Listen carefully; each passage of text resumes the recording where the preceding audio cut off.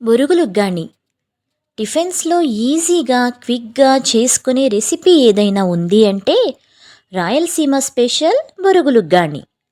బొరుగులుగ్గానిని నా స్టైల్లో నేనెలా చేశానో చూపిస్తాను. ముందుగా ఉగ్గానికి కావాల్సిన ఆనియన్, టమాటో, ఆలూని కట్ చేసి పెట్టుకోండి.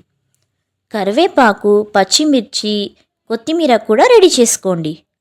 ఇప్పుడు ఒక కడాయిలో నూనె వేసి కాగిన తర్వాత ఆవాలు, జీలకర్ర, ఇంగువ, ఉద్దిబేళ్ళు, శనగబేళ్ళు, పచ్చిమిర్చి, కరివేపాకు వేసి కాస్త ఫ్రై చేసుకోండి.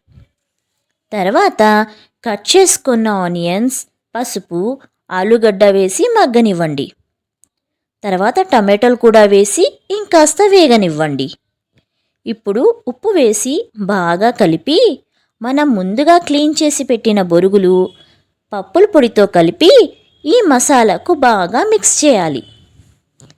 ఇప్పుడు ఈ బొరుగుల ఉగ్గానిని కొత్తిమీర, నిమ్మరసంతో తింటే అబ్బా అదిరింది.